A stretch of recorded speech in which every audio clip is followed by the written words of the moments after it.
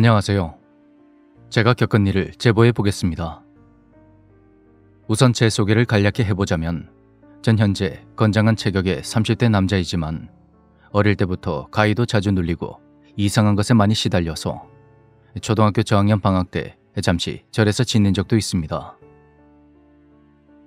점점 크면서 중학생이 된 이후로는 많이 나아졌지만 성인이 되고 나서 몸이 안 좋거나 심하게 아플 때 또는 술에 정말 많이 취했을 때면 종종 뭔가 보이거나 들리곤 하죠. 때는 지금으로부터 14년 전 어느 여름날.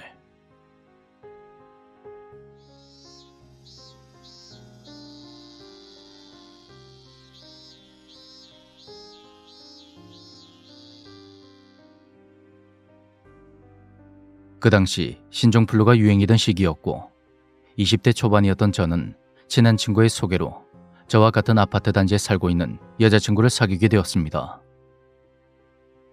저는 본가에서 대학교를 다니고 있었고 그녀는 비교적 가까운 다른 지방 도시에서 학교를 다니고 있었는데 방학이라 본가에 내려와 있었죠. 그러던 어느 날 나 방학 끝나기 전에 자취방에 짐 정리도 좀 하고 대청소도 할 겸 왔다 갔다 하려고.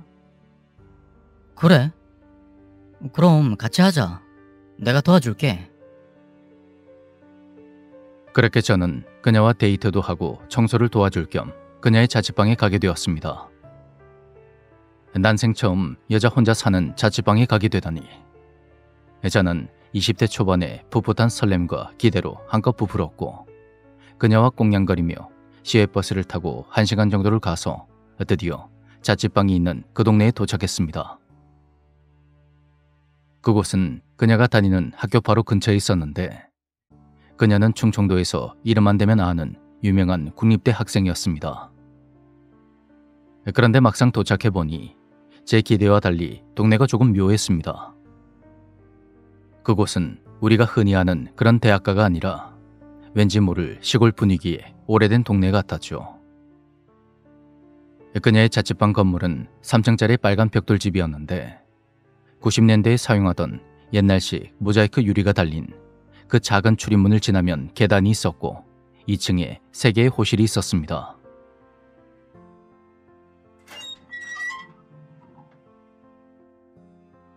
출입문을 여는 순간 오래된 건물에서 나는 귀쾌한 먼지 냄새가 확 풍겨졌고 높고 좁은 계단을 올라가며 보니 곳곳에 페인트가 다 벗겨져서 변색이 된 콘크리트가 여기저기 눈에 들어왔습니다.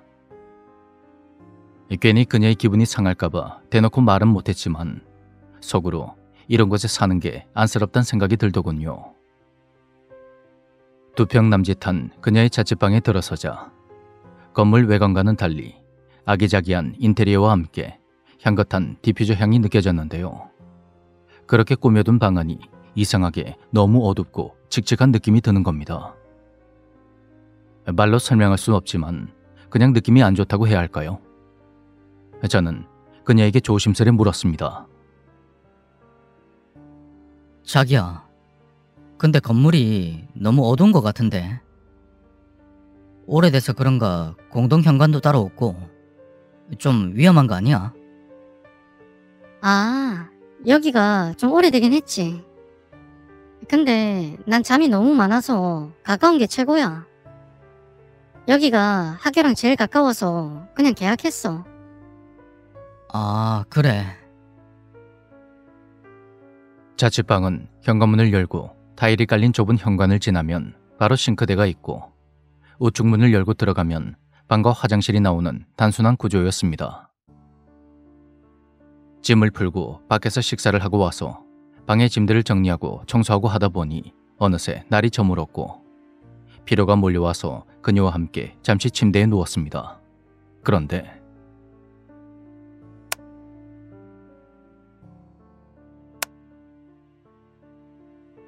화장실 옆에 있는 작은 냉장고 쪽에서 이상한 소리가 나기 시작했습니다.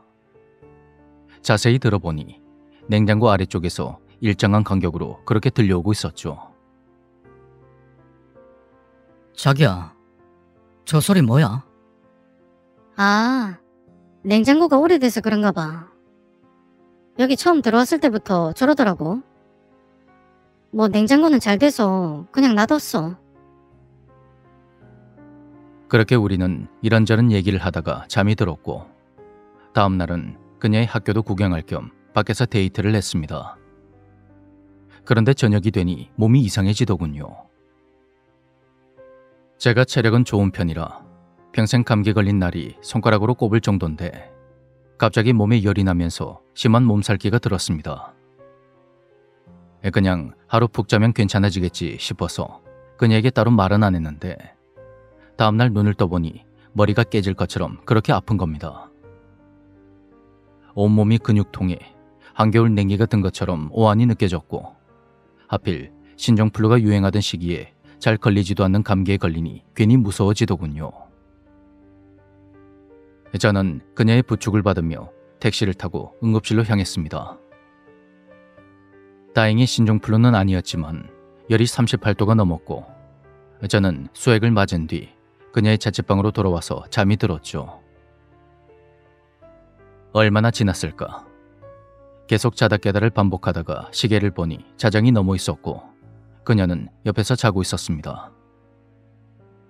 그녀가 챙겨둔 진통제를 먹고 다시 자리에 누웠는데 그 순간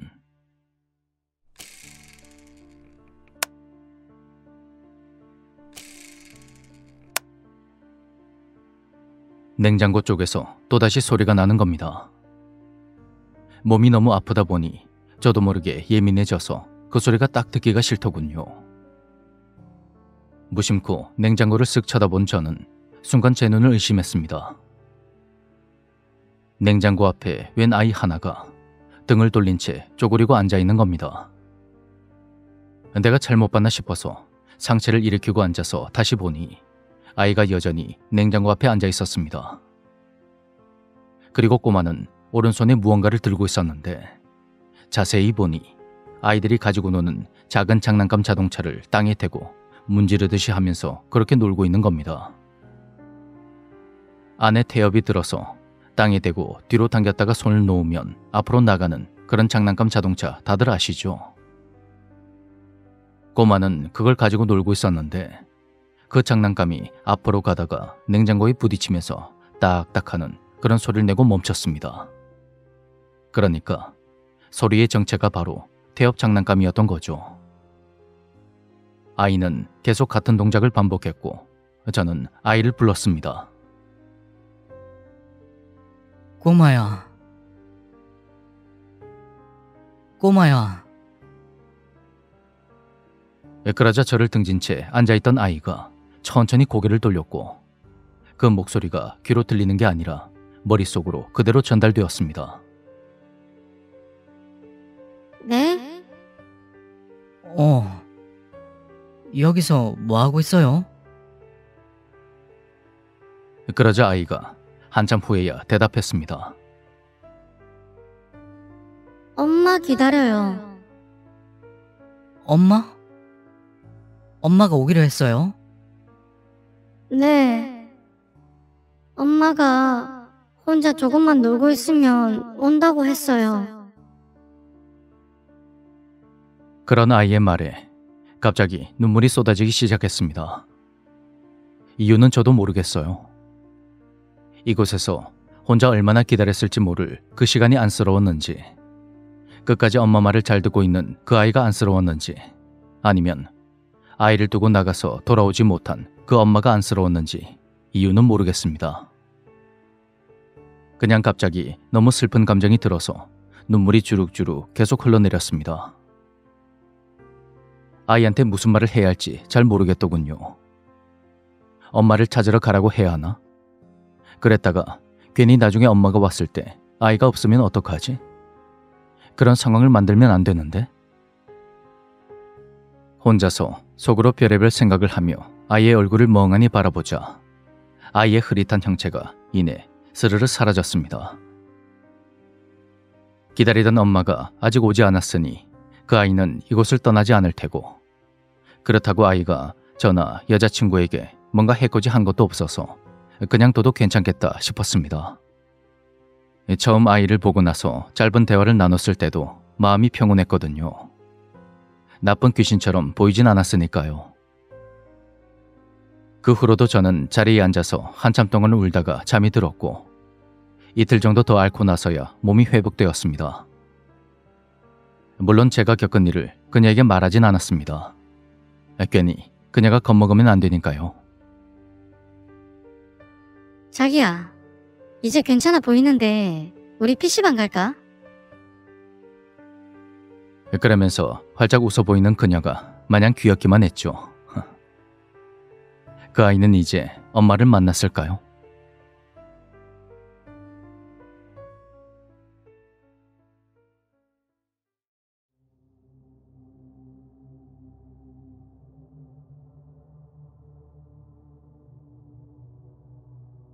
남자들은 특히 친구들끼리 만나면 하는 이야기가 뻔한데 요즘 사는 근황 토크에 이성 이야기 조금, 거기에 스포츠나 게임 등 관심사 이야기를 살짝 하다가 종래에는 항상 군대 이야기로 빠지곤 합니다. 그러다 보니 각 부대마다 전설처럼 전해져 내려오는 이야기가 몇 개씩은 있다는 것을 자연스레 알게 되었는데 저희 부대도 마찬가지였습니다. 뭐 대부분은 허황되거나 시시껄렁한 잡소리였지만 개중 몇몇은 꽤나 소름 돋는 것들이 있어 한번 풀어보고자 합니다. 제가 매복지에서 선임에게 들었던 몇 가지 이야기입니다. 첫 번째 이야기, 소초 말살 계획. 내가 처음으로 소초에 들어갔을 때였으니까 아마 일병 말일 때였을 거다. 그때 소초가 한번 발칵 뒤집힌 적이 있었는데 지금은 전역하고 없고 당시에 박상병이라고 참 어리숙한 고참이 있었거든. 한 번은 이 양반이 매복지에서 MP3를 듣다가 순찰 나온 행보관한테 딱 걸렸지. 원래 소초에는 순찰 잘 안 와서 안심하고 노래 듣다가 재수없게 그래 댕기라. 행보관 꼭지가 확 돌아서 고참들이 숨겨놓은 MP3나 폰을 다 찾겠다고 소초를 싹 갈아엎었다고. 근데 고참들이 뭐 바보도 아니고 그걸 뻔히 보이는데 숨겨놨겠나. 결국 하나도 못 찾았지. 대신에 다 낡아빠진 연습장을 하나 찾았는데 그게 더 어마어마했지. 연습장 자체는 특별할 게 없었는데 그 안에 적힌 내용이 완전히 살벌했다. 바로 소초 말살 계획이 적혀 있었거든. 그게 뭡니까? 뭐긴 뭐고 말 그대로 소초를 말살시키고 인원들 싸그리 다 없애빈다 그런 거지. 그게 놀랍게도 소대에서 제일 막내 놈 관물대에서 나왔는데 행보관이 처음에는 별거 아닌 줄 알고 그냥 넘어가려다가 금마가 하도 관물대 밑바닥에 꼭꼭 숨겨놔서 혹시나 싶어서 본 거지. 근데 거기서 소초 말살 계획이란 게 떡하니 나오니 뒤집어진 기다. 더 놀라운 거는 그 내용이다. 그냥 군생활 스트레스 때문에 짜증난다, 저놈들 다 없애버리겠다, 뭐 이런 푸념 찌끄레기가 아니고 정말 구체적이고 계획적으로 작전 아닌 작전을 짜놓은 거야. 그러니까 소초가 제일 취약해지는 시기는 언제며 총기 거치대 예비키는 어떻게 몰래 빼돌릴 것이며 탄약고에 들어가기 위해서 경계 인원을 어떻게 속일 것인지, 상황병들은 또 어떻게 무력화시킬 것인지, 무장 후의 동선과 예기치 못한 상황에 대한 대비 등등. 와, 내가 그때 짬이 안 돼서 제대로 보진 못했는데 아주 연습장 처음부터 끝까지 빽빽하게, 아니 그림까지 그려가면서 세세하게 써놨더라고. 이거는 대충 봐도 아주 작정을 했다 싶었지. 그래서 어떻게 됐습니까? 말해 뭐하노? 아주 발칵 뒤집혔지. 그놈은 중대 불려가고 소초 분위기는 겁나 살벌해졌다 아이가. 고참들은 짬 안 되는 애들 볼 때마다 혹시 너도? 뭐 이런 의심스러운 눈초리로 보기도 했고 몰래 관물대 뒤지기도 하고 그랬지. 근데 뭐 나는 크게 상관 안 했다. 일말이면 내 할 일도 바쁜데 다른 데 신경 쓸 여유가 어딨노? 거기다 바빠 죽는 소초에서 말이다. 그냥 와 그래 안 봤는데 완전 도라이네 하고 넘겼지. 그놈이 허우대는 멀쩡하더마. 아무튼 사람은 외모만 보고 판단하면 절대 안 된다. 내면이 고와야지, 내면이.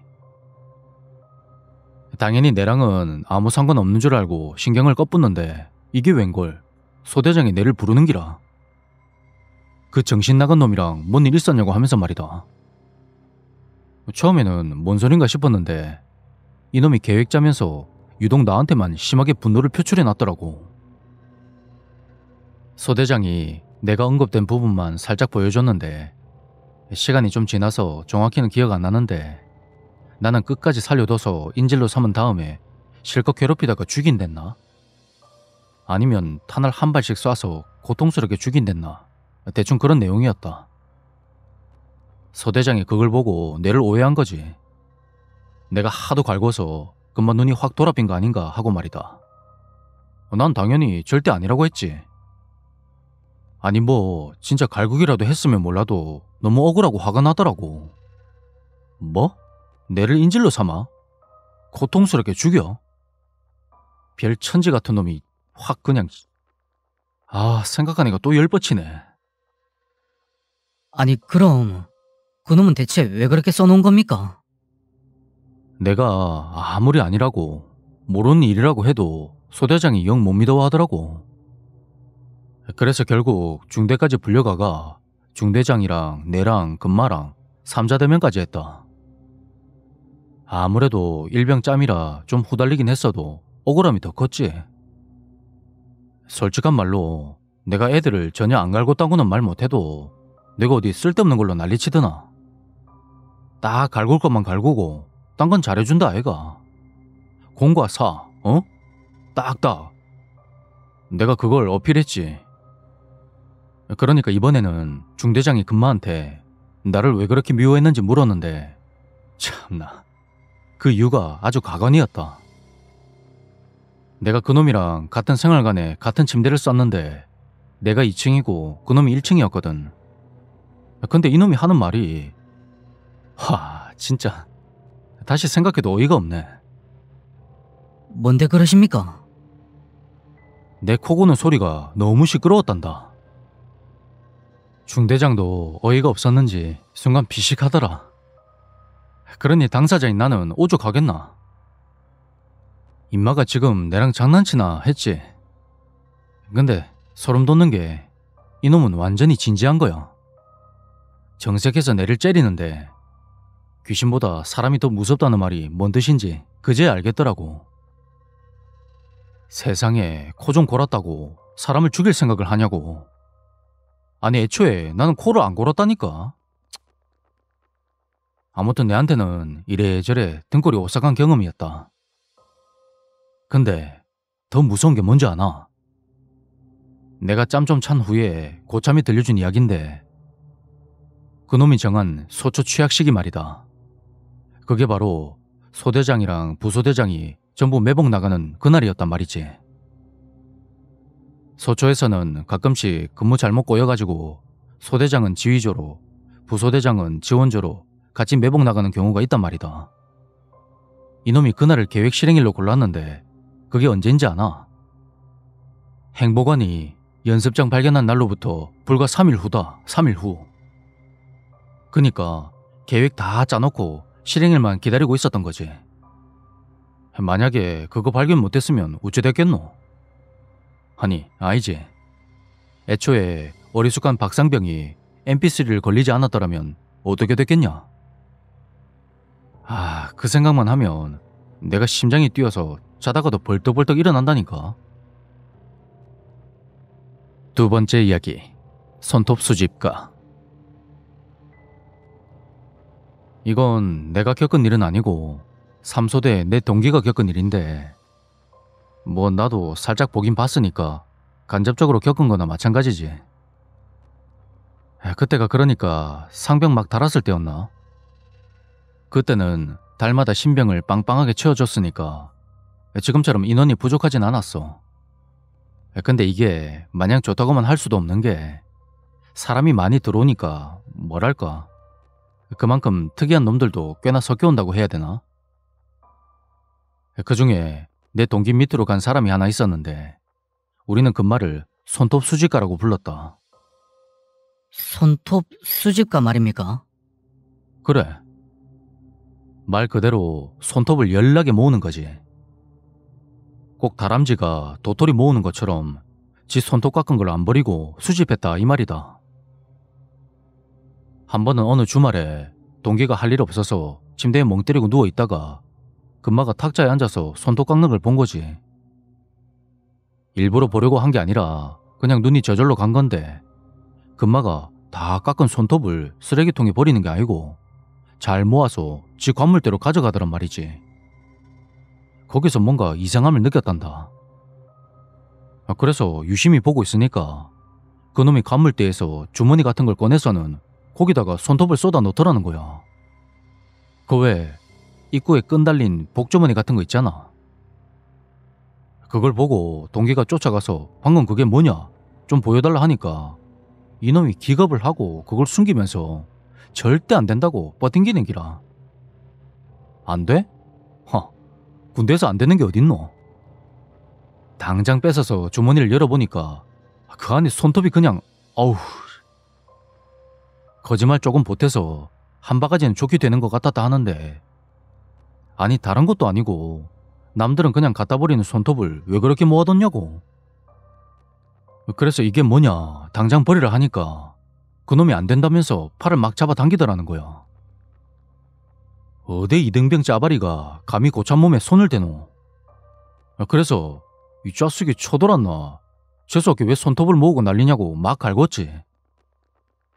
그나마 다른 고참한테 안 걸린 걸 다행으로 알라면서 그거를 몽땅 쓰레기통에 쏟아붓는데 상태를 보아하니 금마 그거 100% 다시 주워 담을 것 같아서 다른 녀석 시켜서 아예 소각장에 비워버렸다 카더라. 손톱에 너무 집착을 해서 임마 이거 갑자기 발광하는 거 아닌가 하고 걱정을 했는데 뭐 그때는 그냥 별일 없이 그렇게 넘어갔다대. 그래서 동기가 잘 넘어갔다 하고 안심했는데 그게 끝이 아니었다. 그날 밤에 다들 잘 자고 있는데 갑자기 생활관에 불이 탁 켜졌다 카더라. 무슨 일인가 하고 일어나 보니까 불침번이 그 변태놈이랑 실랑이를 하고 있었던 거지.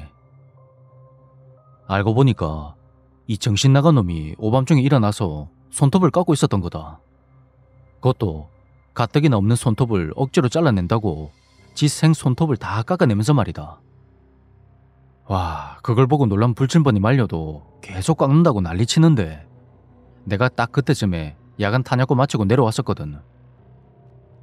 오밤중에 뭔 일인가 싶어서 살짝 보니까 뭐 난리도 아니대. 불침번이랑 자다 깬 삼소대 애들이 금마 손이랑 팔 잡아서 고정시키고 금마는 손톱 깎아야 한다면서 소리 지르는데 그때마다 손톱에서 피가 아우.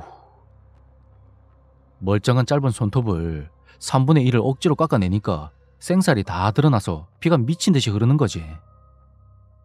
나중에 당직사관이 뛰어와서 어찌어찌 정리가 되긴 했는데 피가 온 탁자랑 바닥에 다 튀고 아주 살벌했다. 와, 내는 손톱에서 피가 그래 많이 났는지 처음 알았다. 모르는 사람이 봤으면 누가 총이라도 맞았나 했을걸. 시뻘건 피가 사방에 뿌려져서 피비린내가 진동을 하는데 지금 생각해도 오금이 저린다.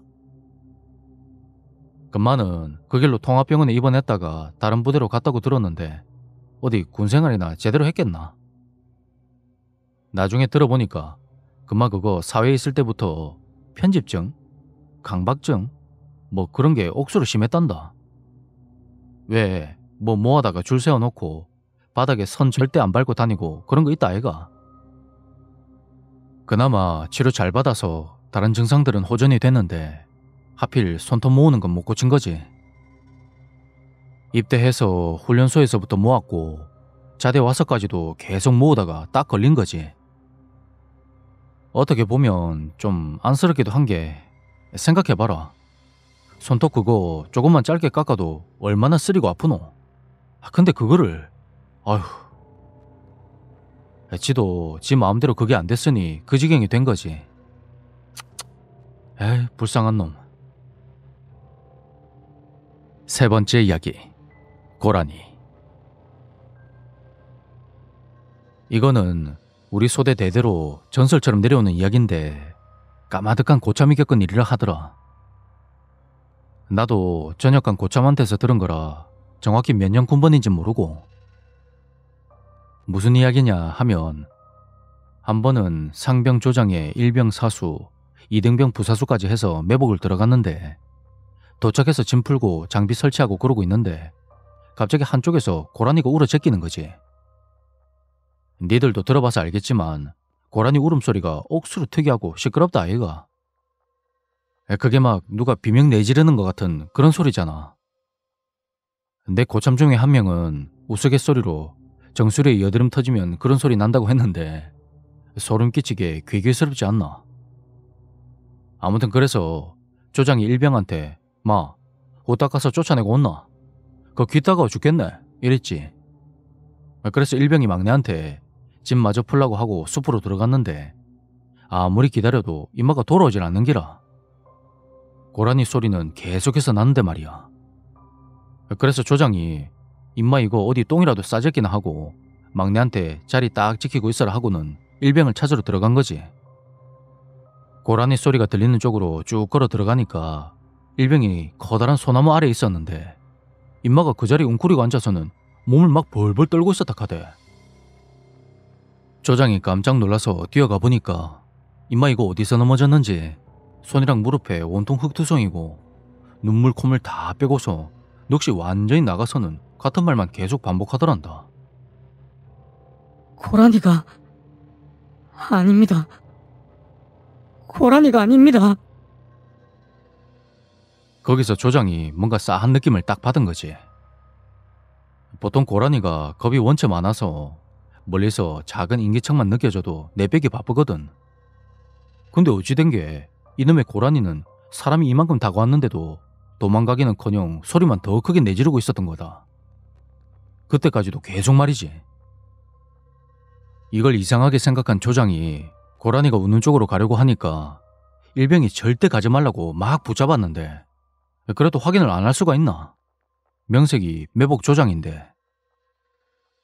그래서 조장이 금방 돌아온다 하면서 일병을 진정시킨 후에 그 소리가 나는 쪽으로 성큼성큼 걸어갔지. 얼마쯤 가니까 저 앞에 뭔가 희미하게 보이는데 너무 어두워서 자세히 보이진 않았지만 나무 아래에 뭔가 커다란 게 달려 있었다 하더라. 거기서 고라니 소리가 계속 나고 있었어. 조장이 떨리는 손으로 후레쉬를 딱 비추니까 거기에 뭐가 있었습니까? 거기에 긴 머리카락을 거미줄처럼 쫙 펼치고 나뭇가지에 대롱대롱 매달려 있는 여자가 있었다더라. 창백한 피부에 입에서는 피가 줄줄 흐르고 있는데 후레쉬를 비추니까 그 여자도 눈을 치켜뜨고 조장을 정면으로 쳐다본 거지. 그 소리가 꼭 고라니 소리 같았다고 하는데 니들이 그 상황이었으면 어땠겠노? 먼저 간 일병이 그 여자를 보고는 차마 소리도 못 지르고 엉금엉금 기어서 도망치다가 힘이 빠져서 그 소나무 아래에 숨어 있었던 건데 금방 눈물 콧물에 오줌까지 지렸다 카더라. 아무튼 어찌어찌 해서 매복지로 돌아와서는 이걸 지휘조에 보고를 해야 하나 말아야 하나, 아니 보고를 한다 치면 또 뭐라고 해야 하나 고민하고 있는데 하필 또 중대장 순찰이 옮기라. 왜 하겠노? 귀신 봐서 정신없다 할 수도 없고 겨우 정신줄 잡아서 안구호하고 매복 상황 브리핑하고 해야지. 그래서 부랴부랴 매복지 정리하고 조장은 총 들고 뛰쳐나간 거다.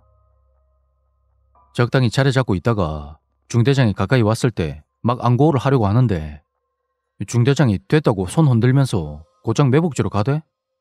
그러더니 여기저기를 막 둘러보는 거야. 매복 인원들은 이 양반이 왜 이러나 어리둥절했지. 그렇게 한참을 둘러보던 중대장이 대뜸 조장한테 한다는 말이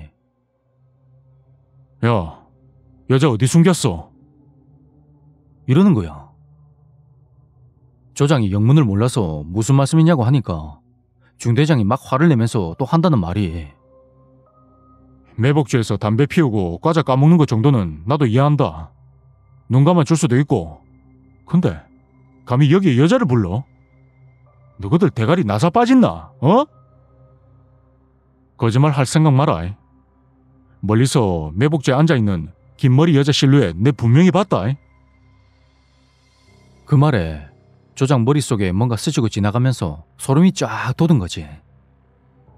그래서 아까 있었던 일을 그대로 털어놓으니까 중대장도 놀란기라. 상식적으로 생각해도 매복지에 여자를 어떻게 부르냐고. 그리고 부른다 해도 올 여자가 어딨노? 한참을 생각하던 중대장이 아까 그 여자 있던 곳으로 안내해보라고 하니까 일병은 명령이고 뭐고 자기는 죽어도 못 가겠다고 아주 학을 떼는 거다. 바지에 오줌까지 지려서 벌벌 떠는 거를 왜 앞장세우겠노? 별 수 없이 조장이 앞장서서 조심조심 문제의 그 장소로 가보니까 소리는커녕 여자 그림자도 안 보였지. 그래서 중대장이 여기가 맞냐고 막 다그치는데 그때 조장이 발견을 한 거지. 나뭇가지에 걸려서 흐느적거리는 머리카락 수십 개랑 한쪽에 징그럽게 분해돼 죽어있는 고라니를 말이야. 그럼 귀신인지 괴물인지 그게 고라니를 잡아먹은 겁니까? 그건 나도 모른다. 전해지는 이야기가 거기까지라. 근데 말이다. 이야기에서 말하는 매복지가 어딘지 아나? 바로 여기다. 뒤에 있는 숲이 바로 거기라고. 진짜입니까? 진짜지 임마. 그럼 가짜일까? 뭐 지금은 안 나온다 하니까 너무 쫄지 마라. 니들 매복지 오면서 창고 같은 건물 봤지? 내 이등병 때도 그게 있었거든. 그게 실은 사당인가 뭐 그런 거라 하더라고. 겉은 그냥 창고처럼 시멘트 공구리 쳐놨는데 안에는 사당집처럼 차려놨다 카대. 듣기로 오래전에는 제대로 된 진짜 사당이 있었다 하는데 왜 옛날에는 이런 바닷가 마을에 과부가 많았다 아이가. 일기에 보니 풍랑주의보니 그런 거 없던 시절이었으니까.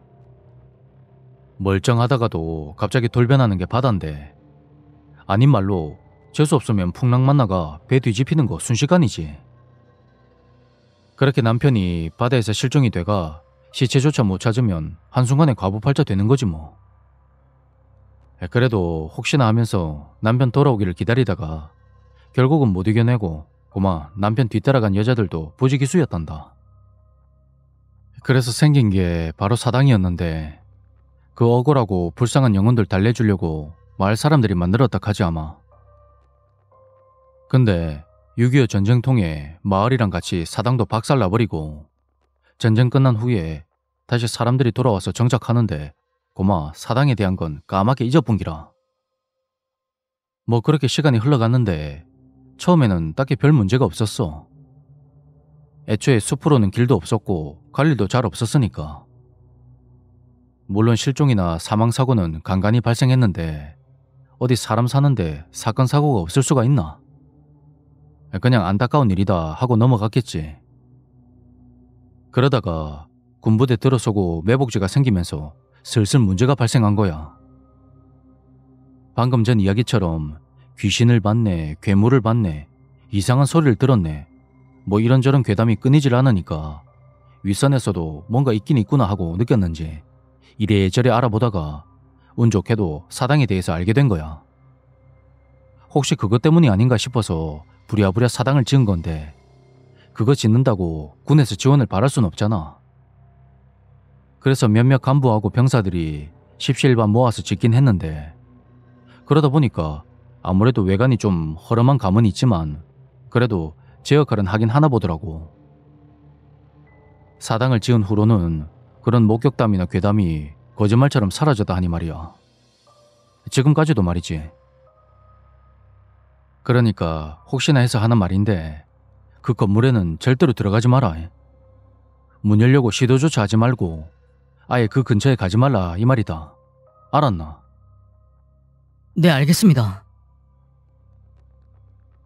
네 번째 이야기 에필로그. 전역하고 얼마 지나지 않았을 때 후임이 우리 부대가 M본부의 진짜 사나이라는 프로그램에 나오게 되었다며 연락이 왔습니다.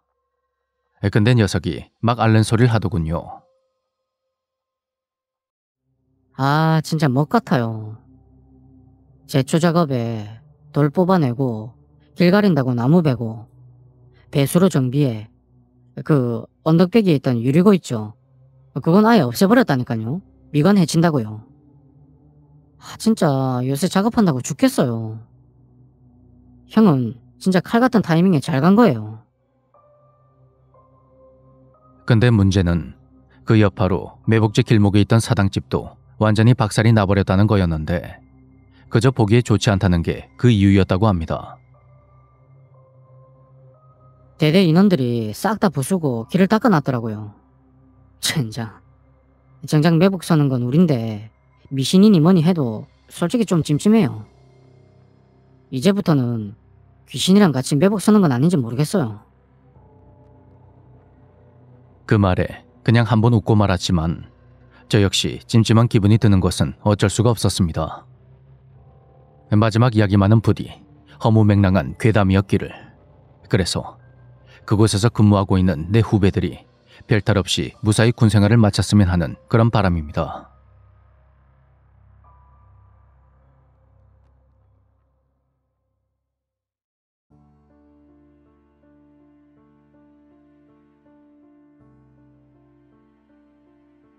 안녕하세요. 출퇴근길을 사무인님과 함께하는 애청자입니다. 갑자기 추워진 날씨에 문득 떠오른 기억이 있는데 제가 중학생 때 겪었던 일을 제보해 보겠습니다. 당시 저는 1등을 놓쳐본 적이 없는 학생이었습니다. 물론 밑에선 말이죠. 평소 학교 선생님과는 큰 충돌이 없었지만 저는 문제라는 문제는 다 일으키고 다녔던 일명 문제였습니다. 그러니 당연히 공부하는 거리가 멀었고 친구들과의 사이도 좋지가 않았죠. 때는 중학교 3학년이었던 12월의 어느 날, 학교에서 점심을 먹기 위해 급식실에서 줄을 서 있는데 제 앞으로 새치기를 하는 무리가 있더군요. 저는 무리 중 한 명에게 말을 걸었습니다. 야, 앞에 갑자기 끼면 어떡하냐? 다들 줄 서 있는데 니들이 이러면 불편하지. 그러자 녀석이 이런 말을 하더군요. 엄마도 없는 놈이 말은 더럽게 많네. 야, 너 입을 너무 털어서 너희 엄마가 집 나간 거 아니냐? 그 말을 들은 이후의 상황은 기억이 나지 않습니다. 정신을 차려보니 제 앞에 새치기를 했던 녀석들이 몸을 여기저기 부여잡고 널브러져 있더군요. 이 일로 저는 학교에서 징계를 받았고 다행히 선생님께서 전후 사정을 봐주셔서 출석정지 10일로 마무리가 되었습니다. 크게 다친 친구들이 2~3명 정도 있어서 아버지께서 합의를 보러 다니셨는데 지금 생각해보면 그때 아버지께 죄송하다고 말씀드리고 같이 사과하러 갔어야 하는 게 맞습니다. 하지만 그 당시 너무 철이 없었던 저는 이 모든 일이 어머니라는 존재가 없는 집 때문에 일어났다 생각했고 그날 집에서 나와버렸습니다. 저도 참 답이 없는 아이였던 것 같습니다. 집을 나와서 무려 5일간을 밖에 있었던 저는 얼어 죽기 전에 다시 집으로 들어갔는데 그때 가출을 후회한 결정적인 사건이 있었습니다. 해마다 겨울이 되면 역대급 추위가 왔다거나 북극 한파가 덮쳤다는 말이 한 번쯤은 나오게 되는데요. 제가 집을 뛰쳐나왔던 그날도 TV에서 그 해의 가장 추운 날이라는 뉴스가 나왔던 걸로 기억합니다. 하필 그런 날씨에 두꺼운 외투 하나 없이 집을 나오니 너무 춥더군요. 처음 3일 동안은 그나마 친했던 친구들에게 연락을 해서 친구들 집을 옮겨가며 지냈는데 4일째가 되니 더 이상 연락할 친구가 없는 겁니다. 이럴 때 편하게 연락할 친구가 별로 없다는 걸 깨달으니 요즘 말로 현타가 오면서 참 씁쓸했습니다. 급기야 저는 낮에 길을 지나가는 어른들을 붙잡고 차비가 없다, 밥을 못 먹었다 그러면서 구걸까지 했습니다. 고마운 분들 덕분에 식사는 해결했지만 밤이 되니 어린 중학생을 선뜻 재워주는 곳은 한 군데도 없었죠. 한겨울 칼바람에 귀와 코가 잘려나갈 것처럼 시렸고 설상가상으로 눈까지 내리며 밖에 앉아 있을 수도 없었습니다. 그때 갑자기 어떤 장소가 한 군데 떠올랐는데 당시 동네 뒷산 초입에 공사가 중단된 아주 커다란 공장 부지가 있었습니다. 중학교 1학년 여름에 친구들과 함께 그곳으로 담력 시험을 갔을 때 보니까 건물에 지하가 있더라고요. 문득 그곳이 생각난 저는 박스 몇 개 주워서 가면 춥진 않겠다 싶어서 바로 그곳으로 향했습니다. 어릴 때부터 들리는 말로는 그곳에서 귀신이 나와서 공사를 하다 말고 도망을 갔다는 둥, 사람이 여러 명 죽어나갔다는 둥, 그런 소문이 떠돌았지만 저는 추위만 피할 수 있다면 어디든 갈 수 있다는 그런 마음뿐이었죠. 박스 몇 개를 주워서 뒷산 공사장으로 가는데 길가에 점점 가로등이 없어지면서 바닥이 흙길로 변했고 저는 핸드폰 불빛에 의지하며 걸어간 끝에 공사장에 도착했습니다. 그곳은 정말 무섭고 을씨년스러운 곳이었지만 그땐 그저 바람 막아줄 벽이 있고 눈을 막아줄 천장이 있어서 참 아늑해 보이더군요. 철조망 사이를 비집고 몰래 어두운 건물 안으로 들어가니 바람이 막아져서 뭔가 따뜻한 느낌이었습니다. 1층에는 창문 자리가 뚫려 있어서 은은한 달빛이 비쳤고 그래서 주변이 어느 정도 윤곽은 보였는데 지하는 말 그대로 어둠 그 자체였습니다. 주머니에 있던 라이터를 켜고 아래를 내려가 보니 나무 자재와 시멘트 포대 그리고 각종 쓰레기들이 나뒹굴고 있었죠. 저는 바람을 최대한 피하기 위해 계단에서 제일 멀리 떨어진 벽과 벽이 만나는 구석진 곳에 박스를 깔고 앉았습니다. 세찬 바람소리가 들려왔지만 냉기가 지하까지 들어오진 않았고 추위에 지쳐있던 저는 곧바로 박스 위에 누워 다른 박스를 덮었습니다. 눈이 스르르 감기는 와중에도 집밥이 그렇게 그리울 수가 없더군요. 집 나가면 개고생이란 말을 온몸으로 실감했습니다. 그렇게 얼마나 지났을까? 평소 잠귀가 엄청 밝은 편이었던 저는 눈을 떴습니다. 1층 쪽에서 사람 말소리가 들렸고 저는 그대로 굳어버렸죠. 제가 한 가지 간과했던 게 건물에 귀신이 아닌 사람이 있을 수 있다는 생각을 못했던 것입니다. 저는 어떻게 하나 고민하며 위에서 들려오는 말소리에 귀를 기울였습니다. 그런데 대화의 내용이 좀 이상했습니다. 야, 오늘은 뭐 좀 건졌냐? 아니요. 요즘은 맹인들한테도 돈 안 줘요. 인간들이 얼마나 박하다고요. 야, 너는 뭐 좀 건졌냐? 나도 없어요. 오늘 완전 허탕이라 일찍 올라왔는데 아까 보니까 웬 꼬마 한 명이 뒷산으로 올라가던데요. 꼬마? 어디로 가던데? 계속 쫓아갔더니 우리 건물로 들어가던데요. 그래서 빨리 찾아보려는데 마침 형님들이 왔네요. 그걸 왜 지금 말해, 이 덜 떨어진 놈아? 아니, 내가 위로 올라가 보니까 없더라고요. 아직 이 안에 있으면 지하로 내려갈 것 같은데 한 명보다는 셋이서 찾는 게 낫잖아요. 기억을 더듬어 최대한 생각나는 대로 썼는데 다시 보니 또 소름이 돋는군요. 그런 사람들의 말에 잠이 확 달아난 저는 바로 몸을 움직였습니다. 하지만 너무 추운 곳에서 잠이 들었다가 깨서 그런지 몸이 마음대로 움직여지지 않았습니다. 그런데 그때 시멘트 계단을 올라오는 발소리가 들렸고 전 재빨리 몸을 일으킨 뒤 나무 자재가 쌓여있는 곳으로 다가가서 한 손에 잡을 만한 나무를 찾기 시작했습니다.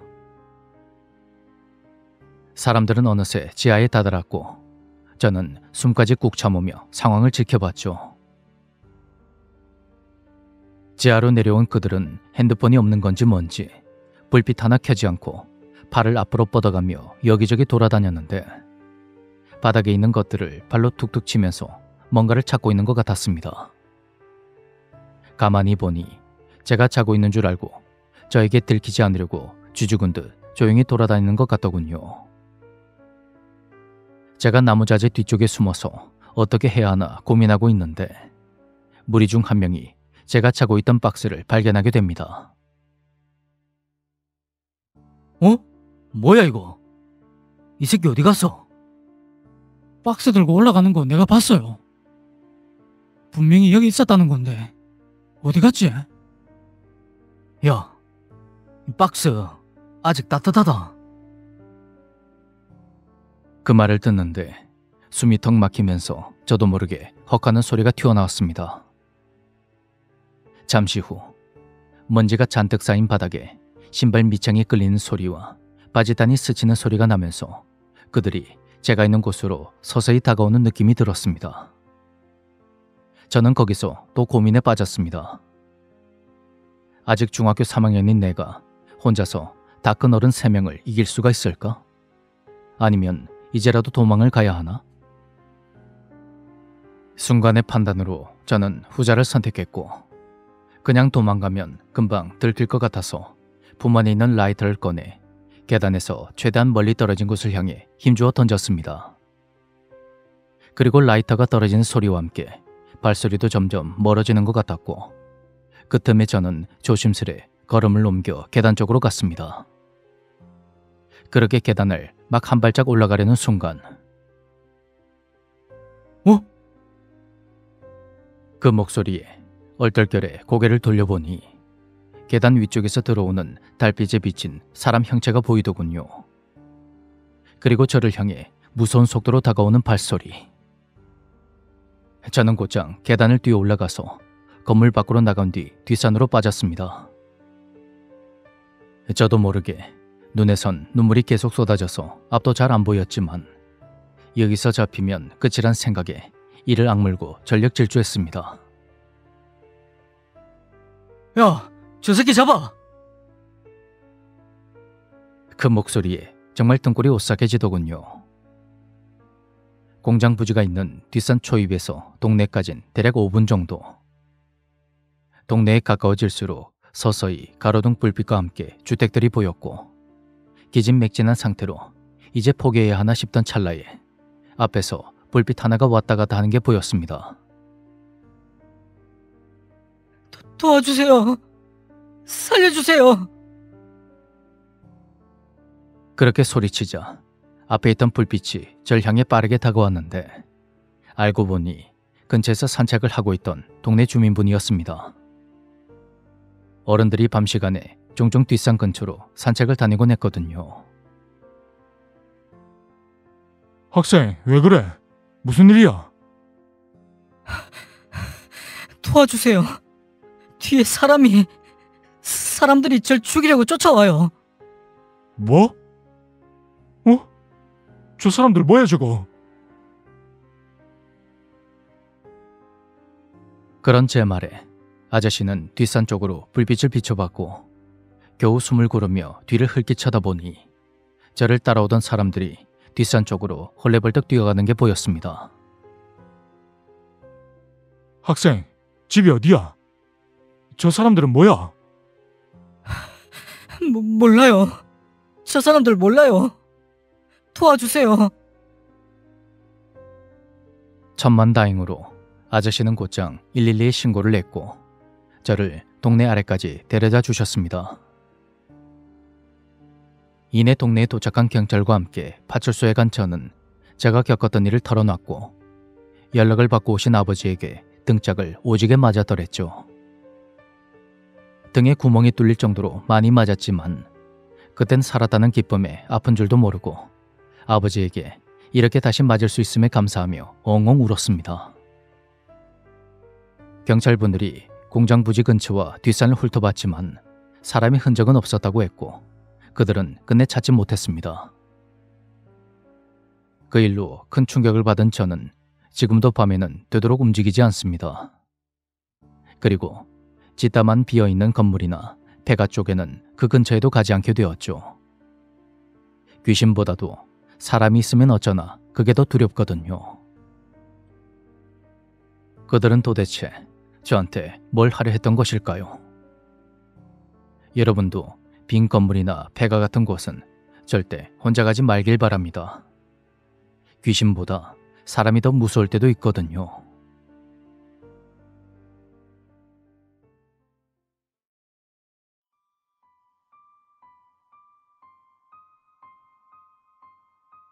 지금 제가 하려는 이 이야기를 듣는 분들은 아마 쉽게 믿기 어려우실 겁니다. 그 누구에도 말하지 않았던 그때 그 일을 19년이 지난 지금에서야 이렇게 쌈무에 풀어봅니다. 오랜 시간이 지나도 이토록 생생하게 기억하는 사건이라면 누군가는 믿어주는 사람이 있지 않을까 하고 기대하며 그때 그 사건을 풀어볼까 합니다. 저는 예전에 쌈무이에 5살 때의 경험담을 제보한 적이 있습니다. 때는 그 이전으로 거슬러 올라갑니다. 제 외가 쪽이 고조 할머니와 증조 할머니 그리고 제 어머니가 모두 신내림을 받으신 무속인이십니다. 너무 어릴 때라 그랬는지 모르지만 저는 4살 때까지 무척이나 아팠고 이런저런 병들을 달고 살았습니다. 어머니는 이 모든 게 당신 탓이라며 제가 5살 때 제 동생을 부모신 몸으로 어쩔 수 없이 신내림을 받으셨습니다. 태어난 동생은 역마살이 기어서 7살 때부터 밖으로 나돌았고 결국 초등학교도 마치지 못한 채 집을 떠나고 말았죠. 그리고 저는 5살 때부터 할아버지와 새할머니와 함께 살게 되었고 그때 먼저 제보했던 그 일을 겪었습니다. 중학생 때까지 저는 종종 남들이 보지 못하는 것들을 봤습니다. 식당에 가면 아주머니 옆에 서 있는 아이 귀신, 개울가에 가면 주변 풀숲에 서성이는 아저씨 귀신, 경로당 구석에 홀로 앉아 계시는 할아버지 귀신과 전봇대를 뱅글뱅글 돌고 있는 아이 귀신까지. 그러다 아버지와 친어머니가 이혼을 하신 뒤로는 보이지 않았는데 재혼을 하시며 또다시 보이기 시작하더군요. 저 때문에 걱정하실까 말은 하지 않았지만 나름 많이 힘들었습니다.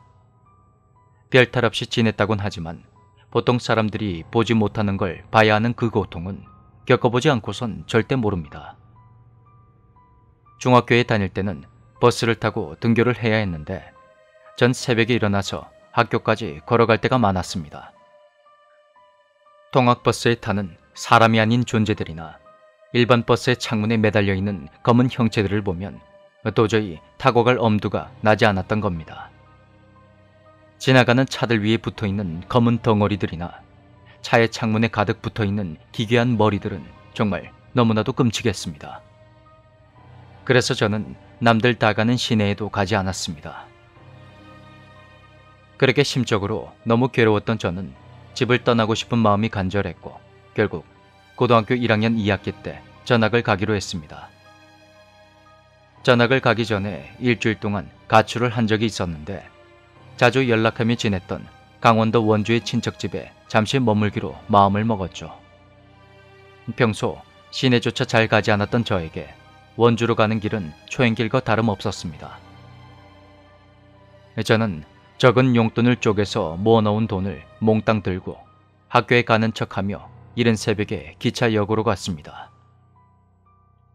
새벽 5시의 역 주변은 싱싱한 과일과 채소, 생선 등을 파시는 할머니들과 물건을 사려는 사람들로 북적대고 있었습니다.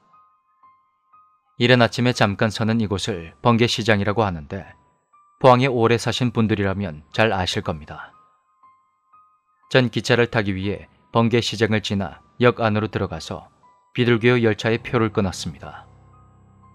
지금은 사라진 열차인데 가격이 가장 저렴하고 당시 상인들과 직장인들을 위한 완행열차로 운영이 되었죠. 비록 가출이지만 전 기차를 기다리며 처음 기차를 타는 설렘으로 두근거렸습니다. 이른 시간임에도 사람들이 많아서 그런지 하나도 무섭지가 않더군요. 아직도 정확히 기억하는 그 시간, 아침 6시 8분에 전 비둘기호 열차에 몸을 싣게 됩니다. 경주로 가서 한번 갈아타야 됐던 걸로 기억합니다. 전 지정된 자리도 없고 생선 비린내가 가득한 지저분한 바닥에 앉아 계시는 어른들 틈에 끼었습니다.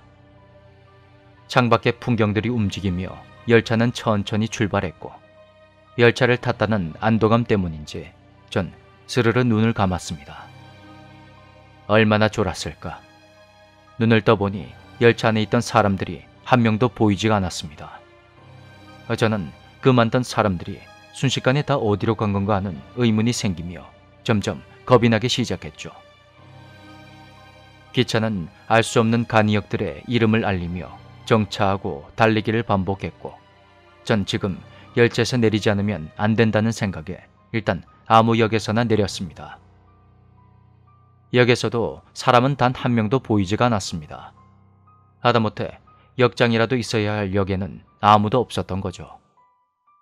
게다가 새벽에 출발해서 해가 뜨는 걸 보지도 못했는데 어느덧 해가 저물고 있는 것입니다. 시간이 그리 오래 지나지 않은 것 같았는데 말이죠. 저는 어차피 가출한 거 아무리도 상관없다고 생각하며 발걸음을 옮겼습니다. 밤이 되어서 주변이 완전히 어두워질 때까지 전 한 길만을 걷고 또 걸었습니다. 가는 길에 집이 보이면 들어가서 사정 설명을 하고 하룻밤 묵어갈 생각이었죠. 그렇게 얼마나 걸었을까? 걷던 길이 점점 좁아지면서 갑자기 산으로 둘러싸인 곳으로 접어들게 되었습니다.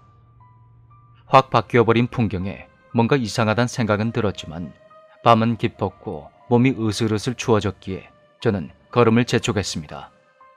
그때 멀리서 사람의 형체가 보였습니다.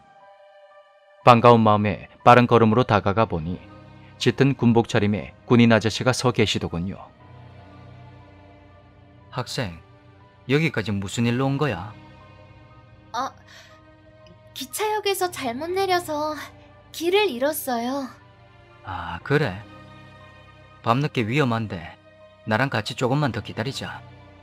군부대 차량이 나를 태우러 올 테니까 마을까지 데려다 줄게. 네, 감사합니다. 그런 아저씨의 말에 조금 안심이 되어서 전 아저씨 근처로 다가갔습니다. 그때 뭔가 비릿한 냄새가 풍겨오기 시작하는 겁니다. 그것은 진한 피 비린내였습니다. 가까이에서 아저씨를 자세히 보니 군복이 피에 쩔어서 색깔이 짙어졌더군요. 팔에는 채 마르지 않은 피들이 흥건히 묻어 있었고 피에 흠뻑 젖은 군복이 마르며 색이 짙게 보였던 것입니다. 아저씨, 어디 다치셨어요? 아, 그냥 좀 다쳤어. 괜찮다. 뭔가 이상했습니다. 피가 저렇게 많이 묻어있을 정도면 몸을 가누는 것조차 힘이 들 텐데 아저씨는 아무렇지 않게 서서 저에게 말을 걸어왔던 것입니다. 그런데 그때 갑자기 여러 사람들의 비명소리와 함께 날카롭고 기괴한 동물의 울음소리가 들려왔습니다. 소리는 점점 가까워졌고 순간 저는 그대로 있으면 안 되겠다는 그런 생각이 들었습니다. 저 사실 혼자 있고 싶어서 길 잃었다고 거짓말했어요. 요 앞에 친척집이 있거든요. 저 그냥 갈게요. 그러자 아저씨의 얼굴이 험악하게 변했고 아저씨는 욕설을 내뱉으며 저를 붙잡으려 했습니다. 어딜 가려고? 여기서 나랑 같이 가야 돼! 그렇게 불같이 화를 내는 아저씨를 피해 저는 미친 듯이 뛰고 또 뛰었습니다. 기괴한 소리들과 함께 아저씨는 저를 곧 잡을 듯이 무서운 기세로 쫓아왔습니다. 전 길이 아닌 산속으로 방향을 틀어 올라갔습니다. 잠시 후 아저씨의 비명소리가 들리며 무언가 아저씨를 낚아채며 그 길을 따라 순식간에 지나가는 게 보였습니다. 전 빨리 이곳을 벗어나야 한다는 생각에 무작정 앞으로 뛰었습니다. 방향을 잃고 산속을 정처 없이 헤매던 저는 작은 집 하나를 발견하게 됩니다. 그곳은 낡은 울타리가 대충 둘러진 허름한 집이었습니다. 대문도 없고 아주 초라한 한옥이었는데 안쪽에 불이 켜져 있었습니다. 그 불빛에 조금 안심이 되었던 저는 사람을 불렀습니다. 저기 계세요? 아무도 안 계세요? 그러자 곧바로 군인 아저씨 한 분이 나오셨고 제가 흠칫 놀라는 순간 스님 한 분이 뒤따라 나오셨습니다. 스님은 거동이 조금 불편하신지 천천히 밖으로 나오셨죠. 저는 간신히 상황 설명을 했고 다리에 힘이 풀려 마당에 주저앉아 버렸습니다. 군인 아저씨는 저를 힐끔 보더니 울타리 밖으로 나가서 두리번거리며 주변을 살폈고 스님은 저를 일으켜 안으로 데리고 가셨습니다. 방 안은 생각보다 깔끔하고 단정했습니다. 조금 진정이 된 저는 스님께 좀 더 자세한 자초지종을 말씀드렸습니다. 아무래도 귀로에 들어섰던 모양이구나. 그곳을 빠져나오다니 천만다행이야. 귀로요? 그래. 귀신이 지나다니는 길에 아무것도 모르는 사람이 서 있으면 아귀들이 그걸 잡아먹으려고 몰려온단다. 정말 그런 길이 있나요? 믿기 힘들겠지만 그런 길이 있단다. 귀신의 길 말이야. 근데 스님과 저 아저씨는 왜 이런 곳에 계시는 거예요? 나는 몸이 많이 아파서 근절을 떠나 이곳에 자리를 잡았어. 그러던 어느 날 저 청년이 몸을 많이 다쳐서 힘겹게 이 집에 왔고 난 청년을 치료해 주었단다. 청년이 다 나아가던 어느 날 잠을 자고 일어나 보니 나 역시도 아픈 곳이 말끔히 치유된 것처럼 몸이 회복되었단다. 아, 두 분 모두 다 나으셔서 정말 다행이에요. 그럼 이제 이곳을 나가셔도 되지 않나요? 사실 나도 저 청년도 이곳을 벗어나려고 했었어. 그런데 도저히 나갈 수가 없었단다. 나가려고 길을 나서도 결국은 다시 이곳으로 돌아오고 말았지. 그런 스님의 말씀에 저는 소름이 확 돋았습니다. 순간 나도 이 집을 벗어나지 못하면 어쩌나 그런 생각도 들더군요. 날이 밝으면 역으로 가는 길을 알려줄 테니 일단 한숨 자도록 하거라. 위험한 일을 당할 뻔했으니 많이 놀랐을 게다. 배는 고프지 않니? 네, 너무 놀라서 그런지 배도 안 고파요, 스님. 잠시 있어 보거라. 스님은 밖으로 나가셔서 조금 쪼글쪼글하고 작은 귤 3개를 들고 들어오셨습니다. 저는 귤을 주머니에 넣고 벽에 기대어 선잠을 잤습니다. 너무 낯설고 불안해서 도저히 누워서 잠을 잘 수가 없었기 때문이죠. 눈을 떠보니 푸르스름한 새벽이 밝아오고 있었고 저는 스님과 함께 집을 나섰습니다.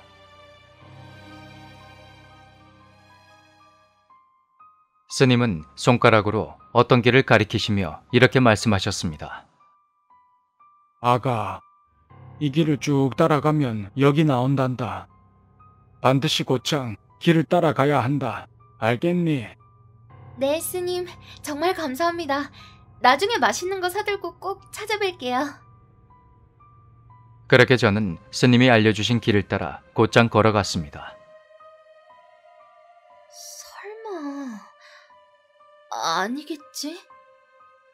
하지만 제 예상은 그대로 맞아떨어졌고 저는 제자리로 돌아오고 말았습니다. 2번을 반복해도 상황은 마찬가지였습니다. 정말... 나도 여기 갇혀버린 거야? 결국 저는 스님과 아저씨가 계신 집으로 들어갔습니다. 스님... 아저씨... 하지만 아무런 대답이 돌아오지 않는 적막한 집. 저는 하루를 묵었던 방으로 들어가서 몸을 웅크리고 앉아 어떻게 해야 할지 천천히 생각을 해보았습니다. 하지만 아무리 생각해도 달리 방법이 없었습니다. 저는 조용히 방문을 열고 나와서 다른 방들을 둘러보았습니다. 그런데 방 안의 모습이 뭔가 좀 이상했습니다. 먼지와 거미줄로 가득한 방은 오랫동안 방치된 듯 했고 스님과 군인 아저씨는 어디로 가셨는지 보이지 않았습니다. 그리고 스님이 쓰시는 방으로 생각되는 곳에 문을 열어보는 그 순간 전 극으로 치닫는 공포감에 몸을 떨어야만 했습니다. 방 안에 2개의 백골 사체가 누워 있었던 것입니다. 하나는 이불 위에 누워 있었고 또 하나는 그 옆에 모로 누워 있었는데 각각 스님과 군인 아저씨의 것으로 보이는 그런 옷을 입고 있었습니다. 네, 정말 아무 생각도 들지 않았습니다. 이곳을 빨리 벗어나야 한다는 생각뿐이었던 저는 가방을 챙기기 위해 제가 있었던 방으로 갔습니다. 그런데 방문을 열어보니 그제서야 방 안의 모습이 제대로 눈에 들어왔습니다. 먼지와 곰팡이가 가득한 방이었지만 제가 앉아있던 그 자리는 동그랗게 남아서 먼지가 없더군요. 단정하고 깔끔했던 집은 오랜 시간 사람의 손이 닿지 않는 흡사, 폐허와 같은 것으로 변해 있었습니다. 주머니에 넣어두었던 말라버린 작은 귤 3개만이 이것이 현실이란 것을 알려주고 있었습니다. 전 귤을 바닥에 버리고 가방을 챙겨서 기다시피 하며 스님이 알려주었던 길을 내달리고 또 내달렸습니다.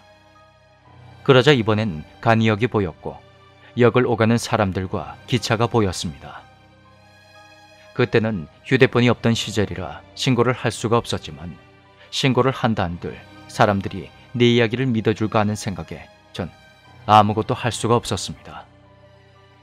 저는 입을 꾹 다문 채 기차에 몸을 실었고 그때 스님의 말씀이 생각났습니다. 청년이 다 나아갈 때가 되니 나 역시도 몸이 완전히 회복되었어. 그 이후로 이곳을 벗어날 수가 없단다. 저는 차분히 스님의 말씀을 곱씹어 보았습니다. 다쳐서 그 집에 갔다는 군인 아저씨는 사실 다 나은 게 아니라 죽은 것이고 하루아침에 몸이 회복되었다던 스님 역시 죽어서 그 고통을 느끼지 못했던 겁니다. 죽은 사람은 자신이 죽었다는 사실을 모른다는 말이 있습니다. 죽음으로써 고통을 느낄 수 없게 된 스님은 당신 스스로 다 나은 것이라 그렇게 믿고 계셨던 거죠. 사람이 죽으면 그 자리를 벗어나지 못한다는 말도 같이 떠올랐습니다. 그래서 두 사람은 그 집 주변을 빙빙 돌고 있었던 거겠죠. 또한 제가 역에서 내려 그곳에서 보낸 시간이 이틀이었는데 실제로는 2시간이 채 지나지 않았더군요. 그래서 그동안 배도 전혀 고프지도 않았던 거고요. 마치 그곳에서 보낸 시간들이 모두 허무한 거짓인 것처럼 말입니다. 저 스스로도 믿기 힘든 지금까지 살면서 그 누구에도 말한 적이 없는 이 사연을 드디어 쌈무에 풀어놓게 되었습니다. 예전에 이런 기사를 읽은 적이 있습니다. 1965년 7월 우리 정부는 베트남 정부의 요청에 따라 파병을 결정하고 해병대와 육군을 주축으로 한 4단 규모급의 청룡부대를 신설하였다. 월남 파병의 출발지는 포항역으로 결정되었다. 청룡부대에서 차출된 병력들은 포항 해병대 1사단으로 전원 집결하였다. 병력들은 모두 오천읍 일대의 월남전 교정에서 파병전 훈련을 받은 뒤 포항역에서 열차를 타고 부산항으로 떠났다. 10월 2일 새벽 청룡부대 일진을 시작으로 포항역은 6년 동안 파월 장병과 가족들에게 있어서 생사의 갈림길로 가는 출발지가 되었던 것이다. 이 기사를 보고 추측컨대 그때 포항역에서 탈영한 2명의 군인이 있었을지도 모른다는 그런 생각이 들었습니다. 두 군인이 서로 싸우다가 한 명은 죽고 한 명은 큰 부상을 당한 채 떠돌다 스님의 집을 찾게 된 건 아닐까 하고 말이죠. 두 번째 생각은 2명의 군인이 탈영을 해서 쫓기다가 총을 맞아 그렇게 부상을 당한 채 죽어간 건 아닐까 그런 생각이 듭니다. 말 그대로 정말 믿기 어려운 제 사연을 들어주셔서 감사합니다. 희생된 군인분들과 스님의 명복을 빕니다.